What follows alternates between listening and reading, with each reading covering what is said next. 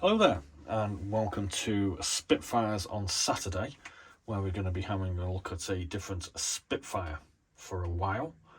Last week we did this rather pretty blue Fujimi Spitfire Photo Reconnaissance Mark 19, which I kind of liked. Today obviously we're doing this Supermarine Seafire F Mark 45 1/72 scale by Special Hobby, which is kit number SH72229. And as per usual, we'll be having a look at the parts. We'll have the instructions out, and we'll have a read of the blurb off the front at the end, if you can tolerate my waffle for 10 minutes or so. But first off, we'll have a look at the history of this rather nice kit, and I'll give you a rough idea of how much it costs. So, new tool for this in 2012, and there are multiple releases in this year of different variants and different decal options. So there was a lot of them released. 2013 there was a new release with some parts, 2016 new release with parts, 2016 new release with decals, and 2023 new parts, and 2024 new decals. So I'm thinking a lot of these could actually be minor upgrades or whatever, but as I only have this particular Special Hobby Spitfire, this is one we're going to be looking at. So let's have a look at these parts. What should we start off with? Let's get a bit of lighting. Start off with the fuselage, and as we can see, hopefully, we've got some nice looking detail on here. We have some quite nice little fine rivet marks, whole load of panel lines, rivet marks where the wing meets the fuselage there, access points at the back. Looks good. As we can see here, this is Spitfire Mark 21 or Seafire Mark 45, so they obviously use the same kit for both, same parts for both kits, with some slight variations. And there's the other piece. Pretty nice. Got a whole load of really nice looking detail on the cockpit interior there. Both sides, different stuff going on. So that's a bonus. Let's have a look at these wings, undersurface first. Loads of little access points with rivets. That looks nice. When was this from? 2012. That looks good, that. Got some holes here for photo reconnaissance. I've seen some little clear covers. Incidentally, the Fujimi came with cameras as well. Ooh. So upper surfaces, you can see we've got blister bulges there for the weapons, and as we should expect, I suppose, loads of detail. So I can be positive, give this one a thumbs up. It looks nice, not too complicated, but got lots of bits. So what have we got here? We've got a whole load of redundant parts on here, so we're just going to run through them. We have a couple of rudders. As we can see, we have a sort of hook here for, well, I'm guessing that's for the arrestor wire. Don't know. There are a load of flat parts for building up the interior of the undercarriage bays. I think that's what these pieces are here. Yep. Looks like a little ventilation duct. Now we have some vents. We have a very, very pointy looking spinner here. There was another one there which is kind of more conventional. We've got our tail, or one of our tails here. There's another one up here as well. It's a nice piece of interior for the cockpit. There's the 5-bladed propeller mount. What we got here? We've got our console display with detail, a whole load of different propellers that we can put on. So we've got 6 blades on that side. Okay, and we've got 5 blades on this side. These look like conventional rudders for a Spitfire. These are more interiors for the undercarriage bays. Some sort of bulge here, another scoop. 2 different 3-bladed propeller mountings. So that's why we got all these propellers. We got some little ventilation grill type things there. More here. Got another rudder with another attaching point for the arrestor wire or grabbing cable. We've got more propeller blades over here as well. Look at that. So if you need a spare propeller for a Spitfire, this is the kit for you. Yeah, that looks all pretty good. So moving on to this one. Oh, a load of bits on here. What's this? I think there's some bulges that go on this. I think this is, don't put me out if I'm wrong, it might be a Griffin engine. I think that's what that's all about. I don't know what this is though. This looks like another scoop.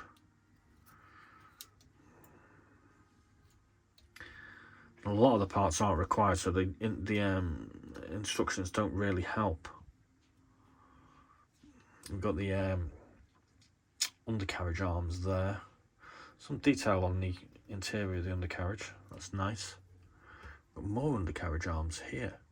Now notice this, we've got a load of wheels. So we've got 3 wheels here and we've got 3 wheels here, but when you turn them over, they obviously need to be joined together, but they've all got these nasty sort of injector pin markings on them, so they all need chiseling off, we could say. There's our tail wheel. 2 options for, oh god, I forgot what they're called. Happens a lot, never mind. There's our little door for the pilot hopping in and hopping out of the fuselage or the cockpit. And we've got a whole load of small bits here as well. Oh, we've even got 2 sticks. So if you lose, now I had a look for these parts here. I don't know what the hell they are. They were not on the instructions, but I don't know. Don't know what they're all about. I've got a load more small bits here as well. Okay, so get some nice cockpit canopies. Although I don't think these ones are usable. We're looking at these ones on this side. I've got a whole load of little windows for photo reconnaissance. Not too sure what they are. Interesting. Looks like we've got a missing part as well. I didn't see that anywhere. Listen to him waffling on. So here we have the decal sheet. You get 3 different options, judging by the Royal Navy stencils. We've got our little roundels that require the red dots sticking in. Does kind of annoy me when we have to do that. We get a whole load of caution and warning stencils to stick all over this thing, and some lines. So there's a very comprehensive set of decals with this. So let's have a look at these instructions. I'll read this little bit of blurb out at the end. So we get our sprue diagrams, but it doesn't really say what's not required on here, even though we can see all the propellers that come with the kit. So section 1, 2 and 3, as we can see, we're looking at the assembly of the cockpit. And it's handily telling us what colours to paint where. And then we're going to put that into the inside of our fuselage. And here we can see all these little bits that need to be done to build up our undercarriage bays. 2 pieces of the wing together. Stick the bottom of the wing on.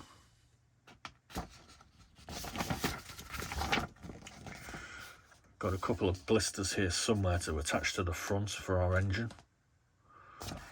There we go, attaching a tail or tail options. Now we have the undercarriage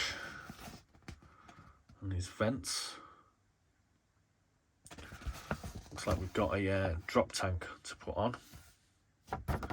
All undercarriage going together, and this comes with a retractable tail wheel. They're always fun to build. Truces of canopy.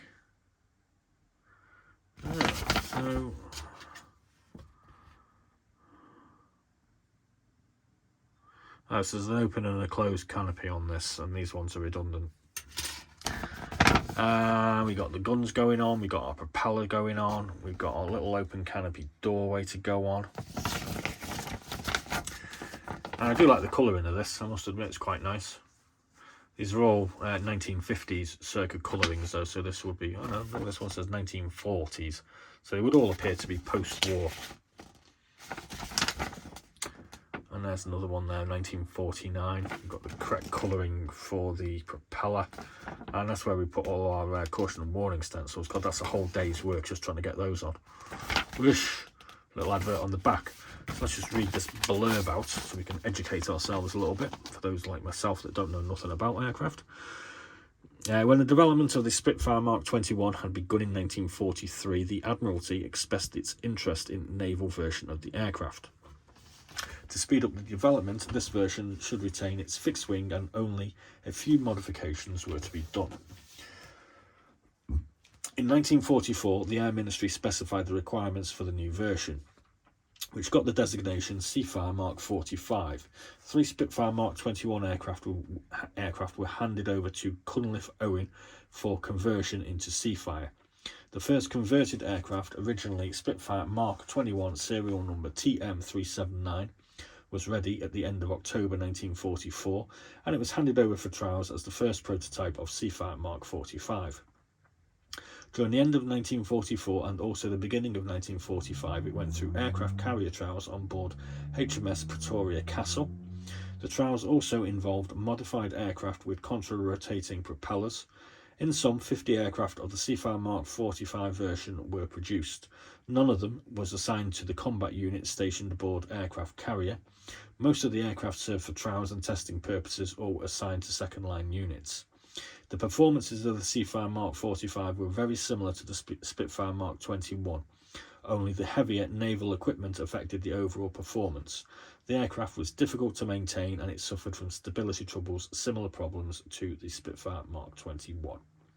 So there we go, there's our little review of that kit. Please do check out this review if you didn't see it last week. There'll be a link coming up very shortly, and if you fancy something a little bit more diverse and bizarre than a Spitfire, you can check out this Avia B5341 series weekend edition by Edouard that we did the review for yesterday as part of Fighters on Friday. God, I'm original, aren't I? And we'll be doing Fighters on Friday for the foreseeable indefinite millennia coming up. So thanks very much for watching. Please do like and subscribe. Give us a thumbs up if you like, if you're feeling generous. And what was I going to say? I can't remember. Oh yeah, be seeing you.